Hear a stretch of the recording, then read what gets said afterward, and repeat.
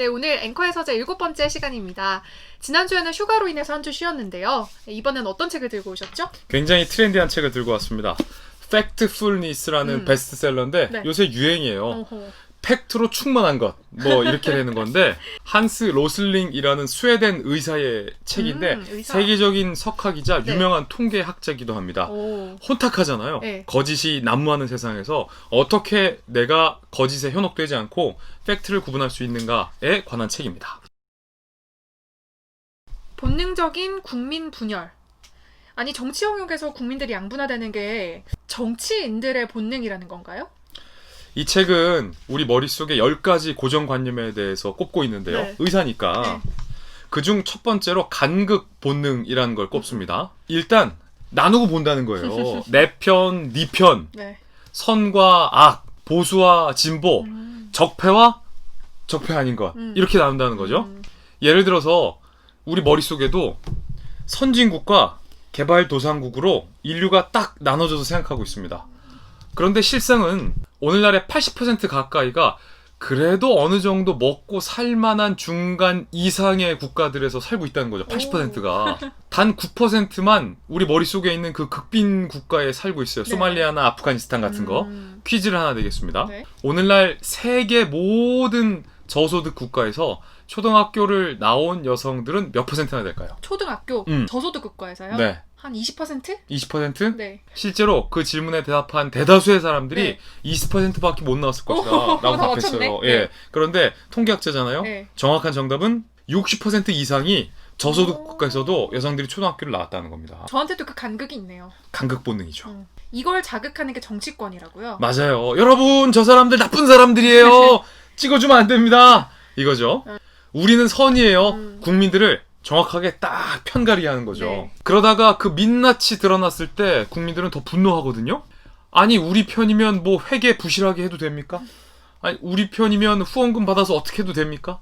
우리 편이면 뭐 자녀 입시비리 저질러도 괜찮습니까? 안 되죠. 팩트를 봐라. 진영 논리에 갇히지 말고 정치인들의 간극에 휘둘리지 말고 저자는 우리 현실은 그렇게 극과 극으로 단순하게 나뉘지 않는다고 분명하게 경고합니다. 여기에 정치권이 공포심까지 불어넣는 거죠. 정확합니다. 바로 사람들의 공포 본능을 자극하는 건데요. 일례로 이 저자가 그 어린 의사 초년 시절에 네네. 응급실에 피를 흘리면서 들것에 실려온 비행기 조종사를 만난 거예요. 그런데 이 조종사가 말을 제대로 못하고 자세히 들어보니까 도스토옙스키, 체친스키 이 스웨덴 의사는 이 사람 러시아 조종사구나. 그 말인즉슨 러시아가 침공했구나. 어머. 3차 세계대전이 일어났구나. 어머. 깜짝 놀란 거예요. 네. 그래서 이 저자가 떠듬떠듬한 러시아 말로 해당 조종사한테 네. 안심하시오, 동지, 여기는 스웨덴 병원 하니까 갑자기 이 환자가 러시아 조종사가 도스토옙스키, 젠체스키 더 놀랬다는 거예요. 근데 실상은 뭔지 아세요? 뭐예요? 스웨덴 조종사가 실수로 물에 빠져서 저체온증으로 말을 못한 거예요. 아이고 추워 안녕하세요. 근데 이거를 3차 세계대전이라고 착각한 거죠. 이 저자는 어린 시절에 2차 세계대전을 경험했거든요.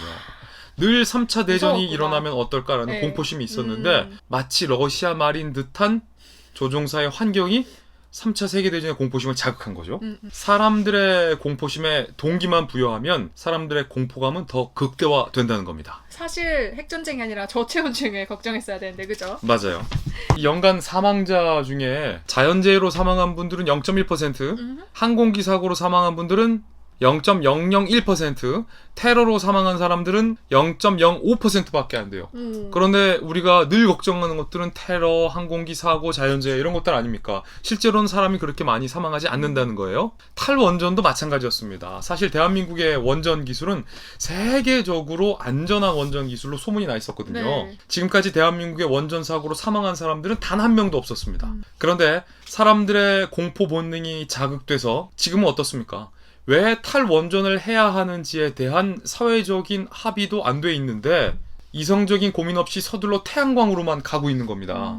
여기에 탈원전 정책을 비판하는 사람들을 향해서 원자력 마피아다라는 간극 본능까지 부추긴 거죠.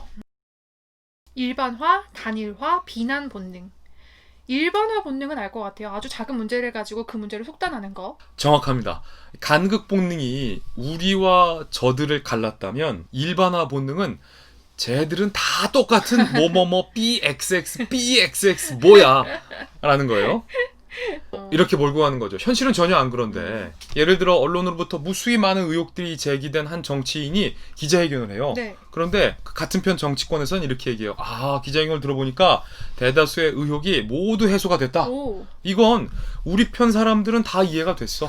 쟤들만 문제 삼는 거야 라는 거죠. 뭐가 이해돼요? 뭐가 해소돼요? 증빙할 수 있는 서류 하나조차 못 들고 나왔잖아요.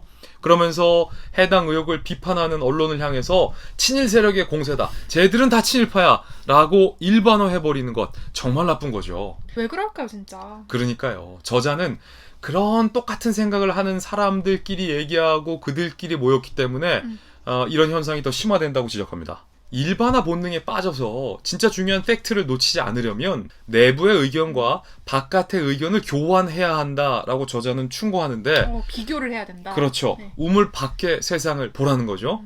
여기에서 더 심각한 단일 관점 본능이라는 게 등장을 합니다. 무슨 본능이에요, 이게? 쉽게 말해서 이념에 빠져서 진짜 팩트를 바라보지 못하는 거죠. 오. 증거가 미국의 의료 체계가 바로 그 증거라고 저자는 얘기합니다. 미국? 코로나19 때 미국이 더 난리였잖아요. 그것도 바로 네. 공공 의료 보험이 마련되어 있지 않기 때문이죠. 이념, 자유시장 민주주의. 그러니까 자유시장이 모든 것을 다 해결해 줄 것이다 라는 이념 네. 좋지만 우리가 의료보험이 있듯이 미국에는 공공의료보험 시스템이 하나도 마련되어 있지 않았다는 겁니다. 네. 미국인들이 1인당 의료비를 지출하는 비용은요. 다른 유사한 선진국에 비해서 2배나 많습니다. 그런데 미국인들의 평균 수명은 3년이나 짧아요. 오. 딜레마죠? 여기서 드러나는 것. 이념은 모든 것을 해결해 주지 않는다. 마지막. 비난 본능. 예.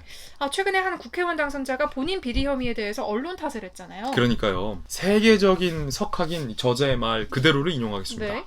세상을 정말로 바꾸고 싶다면 누군가의 면상을 갈겨버리겠다는 생각을 버리고 세상이 어떻게 돌아가는지부터 이해해야 한다. 그냥 그대로 인용한 거죠. 그대로 나와 있어요. 이 말을 잘 새겨들어야 할 사람이 그분뿐만 아니라 요즘 특히 많은 것 같습니다. 네, 여운이 있는 앵커의 서재였습니다. 좋아요와 구독, 알람 설정 눌러주시고요. 저희는 다음 시간에 또 찾아오겠습니다. 감사합니다.